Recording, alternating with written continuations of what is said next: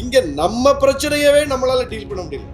ஒரு ஆதிக்கத்தால் நாம் ஒடுக்கப்பட்டு தெருவில் நிறுத்தப்பட்டிருக்கிறோம். நீங்க எவ்வளவு பெரிய ஆளா இருந்தாலும் சரி, ரோட்டுக்கு தான் வந்தாகணும். முதலமைச்சரா இருந்தாலும் சரி, துணை முதலமைச்சரா இருந்தாலும் சரி, அமைச்சரா இருந்தாலும், சட்டமன்ற உறுப்பினர் இருந்தாலும் சரி, உலகத் தமிழர்களிலேயே மிகவும் ஒடுக்கப்பட்ட தமிழர்களாக இன்றைக்கு இருப்பது தமிழ்நாட்டு தமிழர்கள் தான். இந்த உண்மையை பேசணும். நம்ம உலகத் தமிழர்களில் இன்றைக்கு மிகவும் ஒடுக்கப்பட்ட தமிழர்களாக இருப்பது தமிழ்நாட்டில் இருக்கக்கூடிய மக்கள். நாம் மிகப்பெரிய ஒடுக்குமுறையை சந்திக்கிறோம். நம்முடைய உரிமைகள் பறிக்கப்படுகிறது. என்ன உரிமை இன்னைக்கு இருக்குது நமக்கு சொல்லுங்க. உயர்நீதிமன்ற நீதிபதிகள் பட்டியல் எடுப்போம். இப்பவும் போய் இவர்கள் சொல்லக்கூடிய அந்த மொழி சிறுபான்மையினர் எத்தனை பேர் இருக்காங்க நீதிபதிகளா? லாஜிக்கா தானே எதையும் பார்க்கணும். அதிகாரத்தில் என்னவாக இருக்கிறார்கள்? ஒன்றிய அமைச்சர்களில் எத்தனை பேர் இருக்கிறாங்க? ஒன்றிய அமைச்சரவையை தீர்மானிக்கக்கூடிய அதிகார பொறுப்புகளில் எத்தனை பேர் இருக்காங்க? ஒரு அரசியல் பாருங்க. அப்ப பெரியார் கண்ணாடியாக நின்று நமக்கு காட்டியது அசல் பகையை. அசல் பகையை இன்றைக்கு இவர்கள் காட்டுவது அசல் பகை அல்ல. பெரியாரை, அவர் காட்டிய அரசியலை நாமே சரியாக உள்வாங்கிக் கொண்டு களத்திற்கு போக வேண்டும் என்கிற தெளிவு இப்ப நமக்கு கிடைச்சிருக்கு.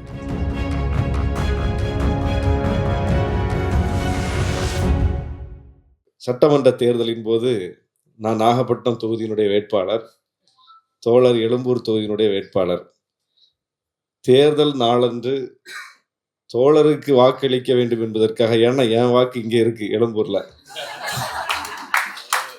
அங்கே மாவட்ட செயலாளர், திமுக மாவட்ட செயலாளர்கிட்ட சொல்லாம கொள்ளாம நான் அங்கே வேட்பாளர், நான் ஒவ்வொரு பூத்துக்கும் போனோம். அங்கே அவர் என்ன கூட்டிட்டு போறதுக்காக ஷெட்யூல் போட்டு வச்சிருந்தாரு. சொன்னா விடமாட்டாருங்கிறதுனால சொல்லாம ஓடி வந்துட்டேங்க. வந்து தோழருக்கு வாக்களிச்சுட்டு திரும்ப போய் அங்க போய் நல்ல பிள்ளை போல 3 மணிக்கு நின்றுட்டேன் பூத்துல. காலையில இருந்து எங்கேயா போன, எல்லாம் உன்னை தேடிக்கிட்டு இருக்காங்க, ஒரு வேட்பாளர் இப்படி போலாமான்னு ரொம்ப கடிந்து கொண்டார். ஆனாலும் எனக்கு என்னவென்றால், ஒரு ஓட்டில் தோழரின் வெற்றி வாய்ப்பு பறிபோய்விட்டால் அது எனக்கு எவ்வளவு பெரிய சங்கடமாயிடும். ஏன்னா எனக்கு இங்க ஓட்டு இருக்கு. ஒரு ஓட்டில் தோழரின் வெற்றி வாய்ப்பு பறிபோய்விட்டால் என்னவாகுவது என்பது எனக்கு மிகப்பெரிய ஒரு உறுத்தலாக இருந்தது. இப்போ நம்ம ஓட்டை கையில வச்சிருக்கிறோம். அந்த ஓட்டு அவருக்கு போக வேண்டிய ஓட்டு. எப்படி நம்ம மக்கள் நமக்கு ஓட்டு போட போறாங்க? நாம நின்றாலும் இங்கே நிற்காவிட்டாலும், வலம் வந்தாலும் வலம் வராவிட்டாலும் நமக்கு போட வேண்டியவர்கள் போடுவார்கள், நாம் போய் அவருக்கு போடுவோம் அப்படின்னு சொல்லிட்டு, அன்றைக்கு எப்படி வாகனத்தை விரட்டி பிடித்து வந்து ஓட்டு போட்டுட்டு போனோம்னா அப்படிதான் இன்னைக்கு வந்தேன். ஏன் இதை இன்னைக்கு சொன்னேன்னா, இன்னைக்கு நான் வண்டியில வர வர கார்த்திகன் எனக்கு போன் பண்ண எனக்கு இந்த ஞாபகம் தான் வந்துச்சு.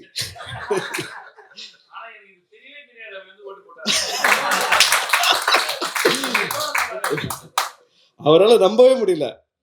அதை நான் சொன்ன பிறகு அவரால் அதை நம்பவே முடியல. இப்படியுமா செஞ்சீங்க அப்படின்னு கேட்டாரு. ஆமா, அப்படித்தான் செஞ்சேன் அப்படின்னு சொன்னேன். அந்த அளவுக்கு நாம் கொள்கை வழியில் இணைக்கப்பட்டிருப்பவர்கள். அவர்கிட்டையும் நான் பேசிக்கல, என்கிட்ட அவர் பேசிக்கல. ஆனால் அந்த உணர்வு நம்மை வழி நடத்துகிறது. அதுதான் முக்கியமானது. அதற்கு இன்றைக்கு 2 பேரும் வென்று சட்டமன்றத்தில் சென்று ஐயா பெரியாரின், புரட்சியாளர் அம்பேத்கரின் சமூக நீதி கோட்பாடுகளை உரத்து முழங்குகிற, இந்த கொள்கைக்கு உண்மையாக இருக்கிற மக்கள் பிரதிநிதிகளாக நாங்கள் செயலாற்றி கொண்டிருக்கிறோம். அந்த வகையில் இன்றைக்கு எனக்கு கொடுத்திருக்கிற தலைப்பு பெரியார் கண்ணாடி. ரொம்ப யோசிச்சு ஒரு சிறப்பான தலைப்பை எனக்கு தந்திருக்கிறீர்கள். ஏனென்றால் பெரியார் நம் கண்ணாடி, நம்மை காட்டிய கண்ணாடி, நம்மை நமக்கே எடுத்து காட்டிய கண்ணாடி. நம் முகத்தில் அழுக்கு இருக்கிறதா, நம் முகத்தில் புண்ணு இருக்கிறதா, நம் உடலில் அழுக்கு இருக்கிறதா, ஏதும் பிரச்சனை இருக்கிறதா, அது சீர் செய்யப்பட வேண்டுமா, தலை முறையாக இருக்கிறதா, சிகை அலங்காரத்தோடு இருக்கிறதா அல்லது அலங்கோலமாக இருக்கிறதா என்று நம்மை, நம் நிலையை நமக்கு காட்டுவது கண்ணாடி தான். அன்றாடம் பார்க்கிறோம், அவ்வப்போது பார்க்கிறோம், நம்மை சீர்படுத்திக் கொள்கிறோம். கண்ணாடியை பார்த்துத்தான் நாம் நம்மை சீர்படுத்திக் கொள்கிறோம். நம்மை சீர்படுத்துவதற்கு நமக்கு பயன்படுகிற ஒரு கருவி கண்ணாடி. அப்படித்தான் நாம் கடவுளின் பெயரால் என்னவாக இருக்கிறோம், மொழியின் பெயரால் என்னவாக இருக்கிறோம், சமுதாயத்தின் பெயரால் என்னவாக இருக்கிறோம், இனத்தின் பெயரால் என்னவாக இருக்கிறோம் என்று நம்முடைய அசல் நிலையை நமக்கு காட்டிய கருத்தியல் கண்ணாடி தந்தை பெரியார். ஐயா ஜெயராஜமூர்த்தி பேசும்போது சொன்னார்ல, மொழியை பற்றிய பெரியாரின் மதிப்பீடு. எனக்கு தேசாபிமானமும் இல்லை, பாஷாபிமானமும் இல்லை. இந்த 2 வரிய மட்டும் கேட்டோம்னா கோபம் வந்துடும் நமக்கு. மொழி எவ்வளவு பெரிய நம்முடைய உணர்வு, அந்த மொழி அபிமானம் தனக்கு இல்லைன்னு ஒருத்தர் சொல்றார. நாடு தேசம் என்பது எவ்வளவு நம்முடைய குருதியோடு கலந்த ஒன்று, அதன் மீது அபிமானம் இல்லைன்னு ஒருத்தர் சொல்றார அப்படின்னு அந்த 2 வரியை மட்டும் எடுத்தா கோபம் வரும். இப்ப அப்படிதான் எடுக்கிறாங்க, நடுவுல உருவுறாங்க, முன்னையும் வெட்டிடுறாங்க, பின்னையும் வெட்டிடுறாங்க. பெரியார் எந்த சூழலில் அதை சொன்னார், எதற்காக சொன்னார், என்ன காரணத்திற்காக சொன்னார், எந்த பின்னணியில் சொன்னார் என்பதை முற்றாக மறுத்துவிட்டு அல்லது மறைத்து விட்டு துண்டா 2 வரியை மட்டும் எடுத்து பார்க்கறாங்க. அப்படி எடுத்து பார்த்தால் எனக்கு தேசாபிமானமும் இல்லை, பாஷாபிமானமும் இல்லை. பெரியார் பார்க்கிறவனுக்கு கோபம் வந்துடும். எனக்கு தேசாபிமானமும் இல்லை, பாஷாபிமானமும் இல்லை, மனிதாபிமானம் மட்டும்தான் எனக்கு உண்டுன்னார். 3வது வரியை படிச்சாதான் பெரியார் சொல்லுவது என்ன என்பது நமக்கு விளங்கும். இப்ப தேசாபிமானத்தை மட்டும் எடுத்துக்கங்க. தேசாபிமானம், பாஷாபிமானம். இப்போ ஈழத்துல பிரச்சனை. இப்ப ஈழ பிரச்சனையை வைத்துத்தானே இங்கே ஒரு அரசியலை இப்போது அவர்கள் நம்மை எதிராக கட்டமைக்கிற அரசியலை செய்யறாங்க. இப்போ மொழி தேசாபிமானம் பாஷாபிமானம்னு பார்த்தா இப்ப நமக்கு ஈழத்திலையும் பிரச்சனை இருக்கு, பாலஸ்தீனத்திலையும் பிரச்சனை இருக்கு. ஈழத்துல ஏன் குரல் கொடுக்கிறோம்? நம்முடைய மொழியை அடிப்படையாக கொண்ட நம் மொழி உறவுகள், இன உணர்வுகள், உறவுகள் அங்க இருக்கிறாங்க, அவங்களுக்கு பாதிப்பு, அதனால கொடுக்கிறோம். அப்ப இதுக்கு மொழி அபிமானம் இருந்தா போதும் அங்க குரல் கொடுக்கிறதுக்கு. தேசம் வேற வேற இல்ல, இது வேற நாடு, அது வேற நாடு. அப்ப அங்க எது நம்மளை இணைக்குதுன்னா மொழி மட்டும்தான் இணைக்குது. இப்ப பாலஸ்தீனத்துல பாதிக்கப்படும் போது நம்ம குரல் கொடுக்கிறோம்ல, அவன் வேற மொழி, நம்ம வேற மொழி, அவன் வேற இனம், நம்ம வேற இனம், அவனுக்கு ஏன் குரல் கொடுத்தோம்? மனிதாபிமானம் தான். அப்போ தேசாபிமானமோ பாஷாபிமானமோ ஒன்றை தீர்மானிக்காது. எது தீர்மானிக்கும்? மனிதாபிமானம் தான் ஈழத்தையும் தீர்மானிக்கிறது, பாலஸ்தீனத்தையும் தீர்மானிக்கிறது. அப்ப பெரியாருடைய கூற்று எவ்வளவு முக்கியமானது பாருங்க. அவர் அந்த அடிப்படையில் தான் பார்த்தார். உலகில் எந்த மூலையில் யார் பாதிக்கப்பட்டாலும் குரல் கொடுக்க வேண்டும். ஆனால் அதை அறிவுபூர்வமாக அவர் சிந்தித்தார். அந்த குரல் கூட எத்தகையது? தந்தை செல்வா பெரியார்ட்ட கேட்கிறார், நாங்க பாதிக்கப்படுறோம், நீங்க துணை நிற்கணும். துணை நிற்போம், ஆனா நீங்க ஒரு அடிமை, நானும் ஒரு அடிமை. அங்க ஈழத்துல சிங்களவர்கள் உங்களை அடிமைப்படுத்தி வைத்திருக்கிறார்கள், அடிமையாக நடத்துகிறார்கள், உரிமைகளை வழங்க மறுக்கிறார்கள். நீங்கள் அங்கே என்ன சிக்கலை சந்திக்கிறீர்களோ அதைத்தான் இங்கே நாங்கள் சந்திக்கிறோம். இந்திய ஒன்றியம், இங்கே இருக்கக்கூடிய டெல்லி, இங்கே இருக்கக்கூடிய பார்ப்பன ஆதிக்கம் எங்களை அடிமைப்படுத்தி வைத்திருக்கிறது. நீங்கள் எப்படி அங்கே ஒரு விடுதலை போராட்டத்தை நடத்துகிறீர்களோ அப்படி நாங்கள் இங்கே ஒரு விடுதலை போராட்டத்தை காலங்காலமாக நடத்தி கொண்டிருக்கிறோம், இப்போதும் நடத்தி கொண்டிருக்கிறோம். அந்த யதார்த்தத்தை புரிந்து கொண்டு சொன்னார், ஒரு அடிமை எப்படி இன்னொரு அடிமைக்கு உதவ முடியும்? எவ்வளவு லாஜிக் பாயிண்ட்ஸ். என்ன செய்ய முடிஞ்சது? நம்மளால என்ன செய்ய முடிஞ்சது? கலைஞர் முதலமைச்சராக இருந்தார், ஏன் போரை தடுக்கவில்லைன்னு கேட்டாங்களா? பெரியார் எவ்வளவு தொலைநோக்கு பார்வை உள்ள ஒரு தலைவர் பாருங்க. உதவ முடியாது, உதவ முடியாது. வல்லரசுகள் சேர்ந்து ஈழத்தை ஒடுக்குகிறார்கள். ஒரு நாட்டின், ஒரு மாநிலத்தின் குடிமக்கள் நம்ம, அவ்வளவுதான். இங்க இருக்கக்கூடிய முதலமைச்சருக்கான அதிகாரம் என்ன? இங்க நம்ம பிரச்சனையவே நம்மளால டீல் பண்ண முடியல. இப்ப பாருங்க, நமக்கு வர வேண்டிய கல்விக்கான நிதி 2000 கோடியை அவன் நிறுத்தி வச்சுக்கிட்டு நம்மளை ரோட்ல இறக்கி விட்டுருக்கான். நாமளே தெருவில் நிக்கிறோம். இங்க எல்லா பிரச்சனைக்கும் தெருவில் நின்றுதான் போராட வேண்டி இருக்குது. இன்னைக்கு ஆளும் கட்சியான திமுக ரோட்ல நிக்கிறாங்களா இல்லையா? அதிகாரம் கையில இருக்குல்ல, முதலமைச்சர் அவங்க தானே, அமைச்சரவை அவங்க தானே, ஏன் ரோட்ல நிக்கிறாங்க? ஆளும் கட்சி, அதிகாரம் இருக்கிறது, ஆனால் வீதியில் நிற்கிறோம். ஏன்? டெல்லியிடம் அதிகாரம் இருக்கிறது. நம் முடிவை நாமே எடுப்பதற்கு இங்கே ஒரு மிகப்பெரிய தடை இருக்கிறது. இதைத்தான் பெரியார் முன்னுணர்ந்து சொன்னார். இங்கே நானே அடிமையா இருக்கிறேன். ஒரு அடிமை எப்படி இன்னொரு அடிமைக்கு உதவ முடியும்? இன்னொரு நாட்டில் வந்து நான் என்ன பண்ண முடியும்? தார்மீக ரீதியாக உங்கள் உணர்வை நாங்கள் புரிந்து கொள்கிறோம், உங்கள் பிரச்சனையை நாங்கள் புரிந்து கொள்கிறோம், என்றைக்கும் எங்களுடைய ஆதரவு உண்டு. அந்த லிமிட்டேஷனோட நம்ம நின்று இருந்தோம்னா இந்த பழியையும் நாம் சுமக்க வேண்டிய நிலை வந்திருக்கிறது. அப்ப கடந்த 30 ஆண்டுகளாக தமிழ்நாடு அரசியல் களம் மடைமாற்றப்பட்டு அந்த பிரச்சனைக்கு ஏதோ நாமே தீர்வு கொடுத்து விட முடியும் என்கிற போலியான நம்பிக்கை ஊட்டப்பட்டதனுடைய விளைவை இன்றைக்கு நாம சுமந்துகிட்டு இருக்கோம். அப்ப பெரியார் அதுல எவ்வளவு அறிவார்ந்த தலைவர் என்பது இன்றைக்கு காலத்தால் உணர்த்தப்பட்டிருக்கிறது, காலம் காட்டி கொடுத்திருக்கிறது. இன்னைக்கு எப்போதும் அப்படித்தான். இன்னொரு நாட்டு விஷயத்துல போய் ஒரு மாநில மக்கள் ஒன்றும் செய்ய முடியாது, எந்த நாட்டிலையும் செய்ய முடியாது. உலகத்துல எந்த நாட்டில் என்ன பிரச்சனை வந்தாலும் நாம என்ன செய்ய முடியுதோ அதைத்தான் அங்கேயும் செய்ய முடியும். இந்த புரிதல் பெரியாருக்கு இருந்தது போல் பெரியார் இயக்கத்தை சார்ந்தவர்களுக்கே பின்னால இல்லாம போனதனுடைய விளைவுதான் இது. அதான் உண்மை. பெரியாருக்கு இருந்த தெளிவு நமக்கு இல்லை. நாம டைவர்ட் ஆயிட்டோம். இந்த மண்ணில் என்ன அரசியல் நிலை பெற்றிருக்க வேண்டும் என்றால் அழகான அரசியலை திராவிட இயக்கம் முன்னெடுத்து கொடுத்தது. சாதி எதிர்ப்பு அரசியல், சாதி ஆதிக்க எதிர்ப்பு அரசியல், மதவெறி எதிர்ப்பு அரசியல். அதுதான் ஒரு அடையாளமாக பிராமணர் அல்லாதார் மூவ்மெண்ட், பிராமின் நான் பிராமின் மூவ்மெண்ட், பிராமணர் அல்லாதார் இயக்கம். அப்ப நம்முடைய அசல் பகை யார்? இங்க அதிகாரம் யார்கிட்ட குவிஞ்சு கிடக்கு? யார்கிட்ட நம்ம சண்டை போட வேண்டி இருக்கு? யார் நம்முடைய வாய்ப்பை பறித்து வைத்திருக்கிறார்கள்? யார் நமக்கு எதிராக சூழ்ச்சி செய்கிறார்கள் என்பதை பார்த்து அசல் பகையை அடையாளம் காட்டி ஒரு மூவ்மெண்ட் கட்டிய மண்ணில் அந்த போராட்டம் முற்று பெற்று விட்டதா? 80களில் ஈழ போராட்டத்தை எடுத்து வந்து தமிழ்நாட்டில் வைத்து அதுதான் நம் தமிழ்நாட்டினுடைய நம் 7 கோடி தமிழ் மக்களினுடைய முக்கியமான பிரச்சனை என்று நாம் விவாதித்துக் கொண்டிருந்த, போராடி கொண்டிருந்த காலத்தில், அல்லது இப்போதும் அந்த பிரச்சனையை மையப்படுத்தி நம்முடைய முழு அரசியலையும் நாம் நடத்த வேண்டும் என்கிற ஒரு கருத்துக்கள் சொல்லப்படுகிற காலத்தில் நம்முடைய அந்த போராட்டம் முற்று பெற்று விட்டதா? இன்னைக்கு அந்த போராட்டம் தான் நம்ம நடத்திட்டு இருக்கோம். அப்போ அந்த போராட்டத்தை தான் நாம் இன்னும் வீரியமாக நடத்தி இருக்க வேண்டும்.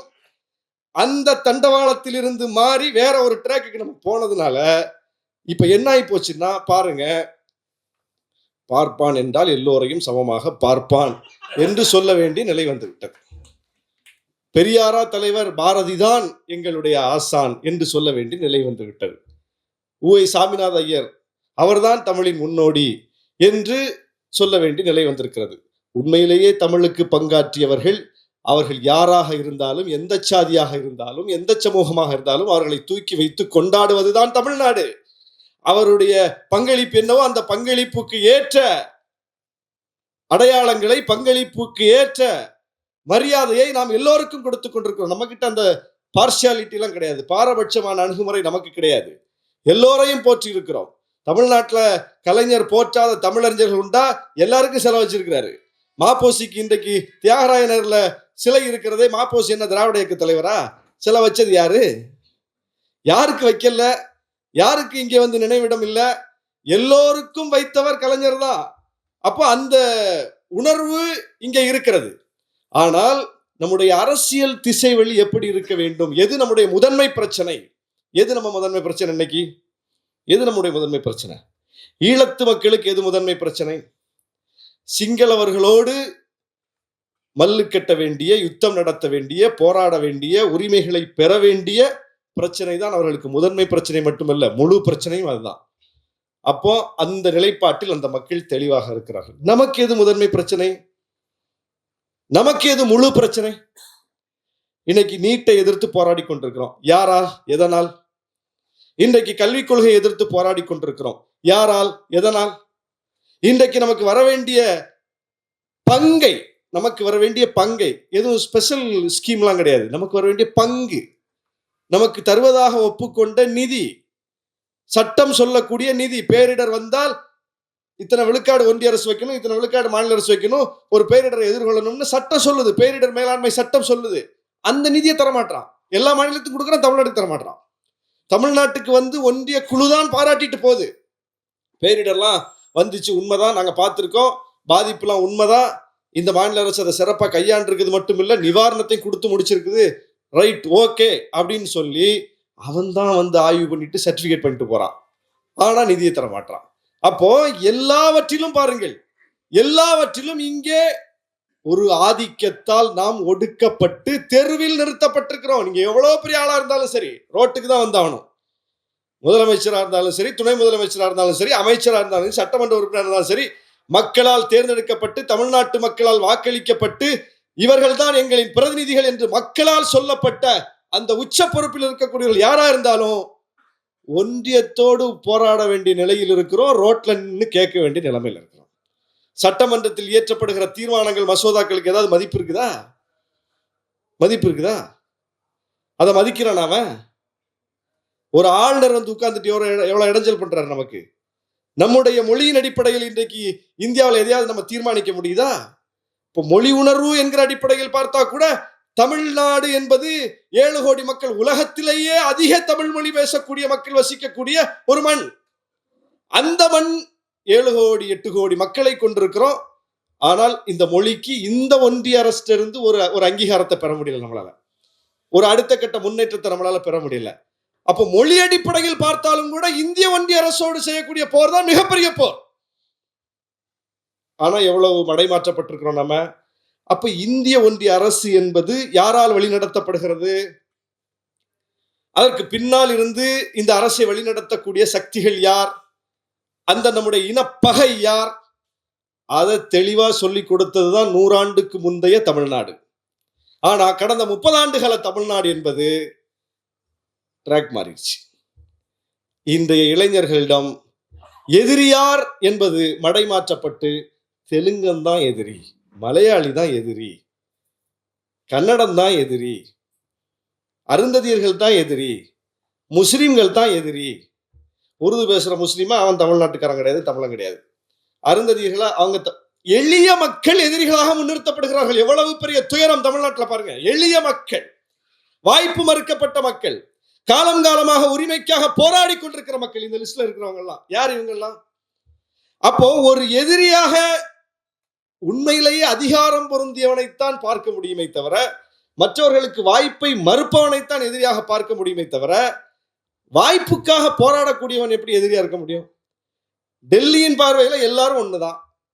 தெலுங்க, கன்னடம், மலையாளி, உருது பேசுற முஸ்லீம், அவனுக்கு எல்லா முஸ்லீமும் எல்லாம் ஒண்ணுதான். அவனுக்கு தமிழ்நாட்டு எல்லாம் ஒண்ணுதான். அப்படிதான் அவன் நடத்துறான்.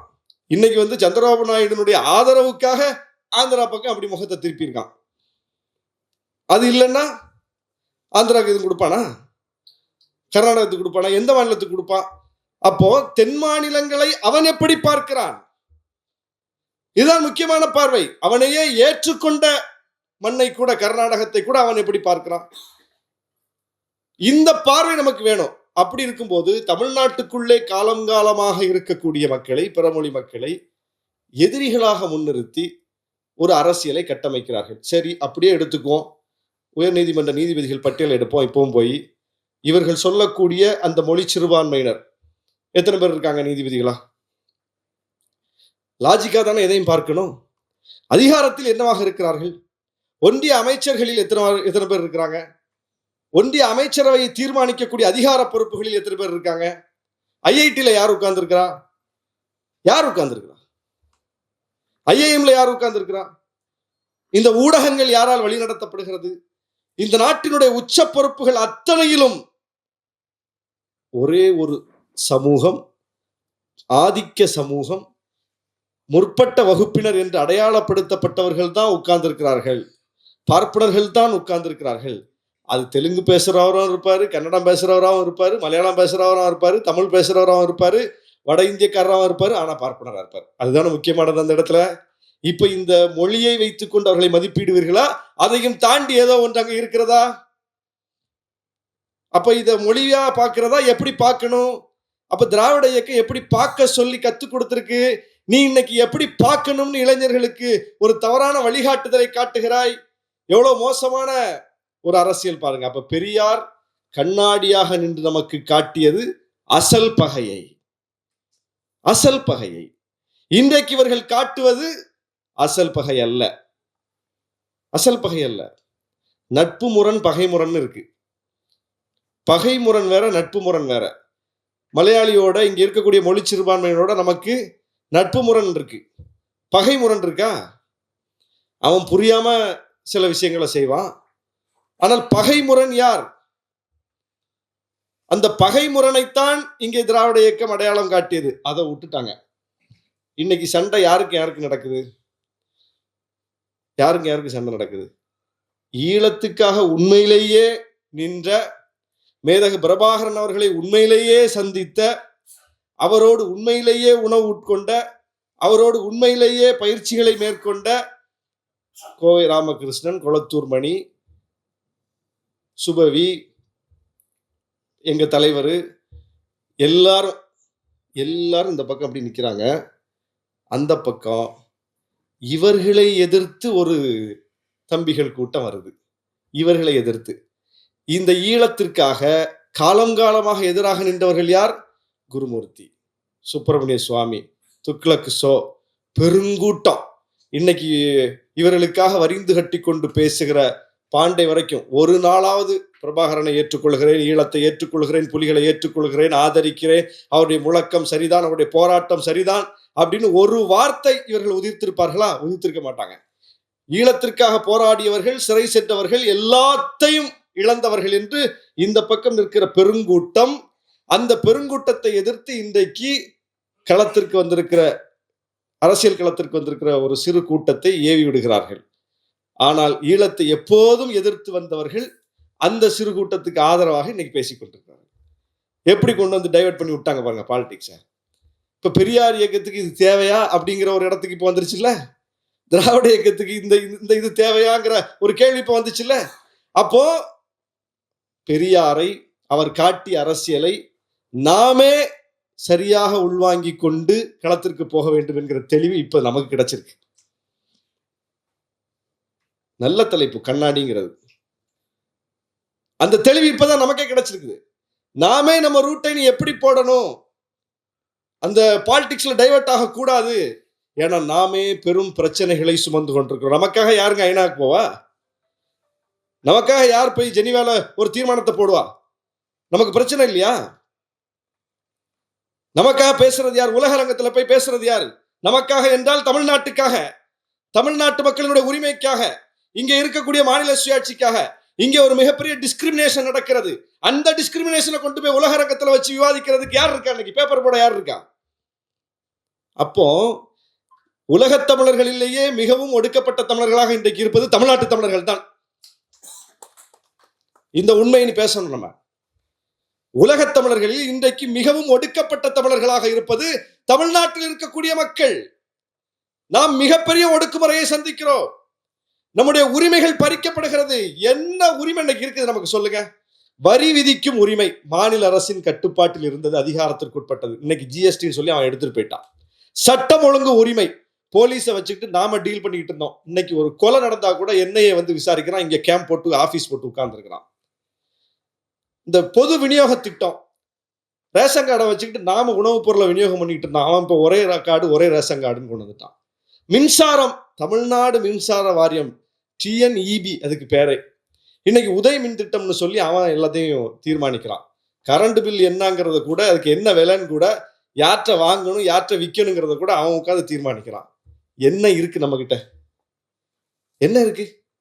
அப்ப எவ்வளவு சுரண்டப்பட்டிருக்கிறோம், எவ்வளவு நாம ஒடுக்கப்பட்டு நம்முடைய உரிமை கொஞ்சம் கொஞ்சமா பறிக்கப்பட்டுகிறது. கல்வி முழுக்க முழுக்க மாநில பட்டியலில் இருந்துச்சு. நெருக்கடி நிலையை பயன்படுத்தி கன்கரண்ட் லிஸ்ட் கொண்டு போனாங்க. ஒத்திசைவு பட்டியல். அப்ப கூட அது ஒத்திசைவு பட்டியல் தான், அது ஒன்றிய பட்டியல் கிடையாது. ஒத்திசைவு பட்டியல் என்ன? கல்வி தொடர்பான ஒரு முடிவை முழுக்க முழுக்க மாநிலமே எடுத்துக்கொண்டிருந்தது. நெருக்கடிக்கு பிறகு ஒன்றியமும் மாநிலமும் இணைந்து கலந்து பேசி முடிவெடுக்கணும். கலந்து பேசி தான் முடிவெடுக்கிறானா? நம்முடைய தேர்வு முறையை நாமே தீர்மானித்தோம். கலைஞர் நுழைவுத் தேர்வு ரத்து பண்றாரு. இந்த பிள்ளைங்களுக்கு எல்லாம் தேர்வு பண்ணி ஃபில்டர் பண்ணுவியா, எல்லாரும் உள்ள விடு, படிச்சுட்டு போட்டோம், மார்க் வாங்கிட்டு போட்டோம், வாய்ப்பை கொடு. வாய்ப்பை கொடுக்காம ஏன் அங்கங்கே ஃபில்டர் பண்ற? நுழைவுத் தேர்வு ரத்துன்னு சட்டம் கொண்டு வந்தாரு. ஆனால் இன்றைக்கு நுழைவுத் தேர்வை கொண்டு வந்து இந்தியாவிலேயே சிறந்த மருத்துவ கட்டமைப்பை மருத்துவர்களையும் கொண்டிருக்கிற மருத்துவ மிகப்பெரிய ஒரு நிலையை எட்டி இருக்கிற, மருத்துவத்தில் ஒரு மிகப்பெரிய நிலையை எட்டி இருக்கிற தமிழ்நாட்டுக்கு நீட்டை கொண்டு வந்து இன்னைக்கு நம்மளை துன்புறுத்துறான். என்ன இருக்கு நம்ம கிட்ட? அப்ப நம்ம எவ்வளவு பெரிய போராட்டத்தை நடத்த வேண்டியிருக்கு, எவ்வளவு பெரிய நம்மள்ட்ட புதுசா ஒன்ன கேட்டு இல்ல, ஏற்கனவே இருந்ததை மீட்கிறதுக்கு மிகப்பெரிய போராட்டத்தை நடத்த வேண்டிய நிலையில் நாம் நிற்கிறோம். அப்போ நம்ம பிரச்சனையே இங்க பெரும் பிரச்சனையா இருக்கு. இதை பேசுவதற்கும், இதற்காக களத்தை கூர்தீட்டுவதற்கும், அசல் பகை யார் என்பதை அடையாளம் காட்டுவதற்கும் மீண்டும் பெரியார் தேவை. மீண்டும் பெரியார் தேவை. பெரியாரின் தேவை முடிந்து விட்டதா? முடியவில்லை. தனியார் துறை ஆகிவிட்டது. எல்லாமே அரசு துறையில இடஒதுக்கீடு இருக்குது, அதுவும் உயர் பதவியில கிடையாது. இப்போ உயர் பதவியில் இடஒதுக்கீடு நம்ம அடைஞ்சிட்டோம்னா பெரியார் நமக்கு தேவையில்லை. தனியார் துறையில் இடஒதுக்கீடு நம்ம அடைஞ்சிட்டோமா பெரியார் நமக்கு தேவையில்லை. அப்படி ஒவ்வொன்றிலும் எல்லா இடத்திலும் அவர் கேட்ட 100 விழுக்காடு வகுப்புவாரி உரிமை வந்து விட்டதா? தேவையில்லை, விட்டுறலாம். எதுவுமே நடக்கலையே. 2000 ஆண்டுகால சுரண்டலுக்கு, 2000 ஆண்டுகால 1000 ஆண்டுகால அடிமைத்தனத்திலிருந்து போராடி போராடி கொஞ்சம் மேல எழுந்து கடைநிலை பொறுப்புகள்ல நம்முடைய எல்லா தரப்பும் வந்து உட்கார்ந்து இப்பதான் கொஞ்சம் மூச்சு விட்டுக்கிட்டு இருக்கிறோம். பிள்ளைங்கள்லாம் இப்பதான் பள்ளிக்கூடத்துக்கும் கல்லூரிகளுக்கும் போய் ஒரு முதல் தலைமுறை பட்டதாரிகளாக ஒவ்வொரு குடும்பத்திலையும் பார்க்க ஆரம்பிச்சிருக்கிறோம். ஏன் வந்து காலை உணவு போடுறாரு முதலமைச்சர்? ஏன் பிள்ளைகளுக்கு மாசம் 1000 கொடுக்குறாரு உயர்கல்வி படிக்கிறதுக்கு? ஏன் இப்படிப்பட்ட ஸ்கீம்லாம் யோசிச்சு யோசிச்சு போட வேண்டியிருக்கு? அதை கொச்சப்படுத்திக்கிட்டு இருக்காங்க. இன்னும் காலை உணவு கூட சாப்பிடாம தான் பிள்ளைகளை வச்சிருக்கீங்களா அப்படின்னு. அப்படி பார்க்க கூடாது, அப்படி பார்க்க கூடாது. எவ்வளவு பெரிய ஒரு நிலையில் இருந்து மேம்பட்டு மேம்பட்டு இந்த நிலைக்கு வந்திருக்கிறோம்னு பார்க்கணும். அந்த தேவை உள்ள குடும்பங்களுக்கு தான் அந்த பிரச்சனை புரியும். அப்ப எப்படியாவது கல்வியை கொண்டு போய் சேர்க்கணும் என்கிற கனவோடு இவ்வளவு திட்டங்களையும் போட்டு ஏன் வந்து பண்ணிக்கிட்டு இருக்கிறோம்? இப்பதான் அந்த நிலையெல்லாம் கொஞ்சம் கொஞ்சம் எட்ட ஆரம்பிச்சிருக்கிறோம். இனி போய் நம்ம உட்கார வேண்டிய இடம் நிறைய இருக்கு. அப்போ பெரியார் என்கிற அந்த மாபெரும் தலைவரின் போராட்டம் என்பது அது இன்னும் கூர்மையாக நமக்கு தேவைப்படுகிறது, இன்னும் வீரியமாக நமக்கு தேவைப்படுகிறது. இன்னும் வீரியமாக தேவைப்படுகிற நேரத்தில் அந்த அடையாளத்தை சிதைக்கிற, அவரை தகர்க்கிற ஒரு அரசியல் இங்கிருந்து உருவாகும் என்றால் அதை எப்படி ஏற்க முடியும்? அதை ஏற்க முடியாது என்பதற்கு, இந்த அவதூறுகள் எப்போது வந்து கொண்டுதான் இருக்கும் என்பதற்கு ஏராளமான சான்றுகள் உண்டு. அது அவங்க மொழியிலேயே சொல்றதா இருந்தா, நம்முடைய மறைந்த நாம் தமிழர் கட்சியினுடைய ஒருங்கிணைப்பாளராக இருந்த தமிழ் முழக்கம் சாகுல் ஹமீது, அவரு பெரியாரின் இடதுசாரி தமிழ் தேசியம்னு ஒரு புத்தகத்தை வெளியிட்டார். ஐயா சுபவி எழுதின புத்தகம், வெளியிட்டவர் அவர் தான். அந்த கடைசி அட்டையில ஒரு தீர்க்க தரிசனமாக அவர் சில வார்த்தைகளை எழுதி வச்சுட்டு போயிருக்காரு. அதை படிச்சு படிச்சு என்னால வந்து நான் வியக்கிறேன். நான் அதை பார்த்து எப்படி சொல்லியிருக்கிறார், யாருக்கு சொல்லியிருப்பார்? இப்ப நான் படிக்கிறேன், நீங்களும் புரிஞ்சுக்கங்க. அவர்கள், அதாவது பிராக்கெட்ல எதிரிகள், அவர்கள் எந்த ஆயுதத்தை தூக்கினாலும் அதை எதிர்த்து நிற்கும் வீரியம் பெரியாரியத்துக்கு உண்டு. அவர்கள் எதிரிகள் எந்த ஆயுதத்தை தூக்கினாலும் அதை எதிர்த்து நிற்கும் வீரியம் பெரியாரியத்துக்கு உண்டு. அது அவர்களுக்கு புரியும். அதனால்தான் ஆயுதத்தை அவர்கள் தூக்காமல் நம்மவர்களிடம் கொடுத்தனுப்புகிறார்கள். இன்று நமக்கு எதிராக களத்திலே நின்று கொண்டிருப்பவர்கள் நம் அண்ணன் தம்பிகள். அடுத்தது பாருங்க. தொடக்கத்தில் திராவிடத்தால் வீழ்ந்தோம் என்று இங்கொன்றும் அங்கொன்றுமாய் கேட்ட முனகல் ஒலி இன்று கொஞ்சம் கொஞ்சமாய் சேர்ந்து தனக்கு சாதகமான ஆட்களையும் சேர்த்து கொண்டு தவிர்க்க முடியாத குரலாய் நம் காதுகளில் ஒலிக்கத் தொடங்கி இருக்கிறது.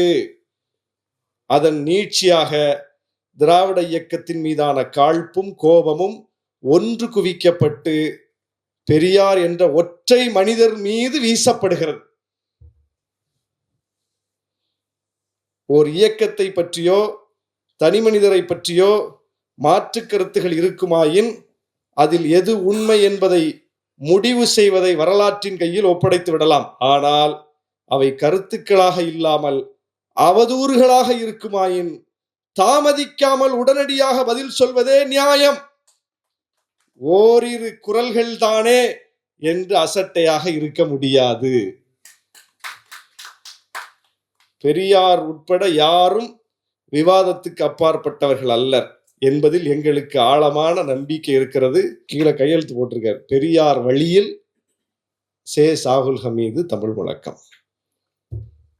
இதுக்கு மேல என்ன நிகழ்ச்சி முடிச்சிடலாமா?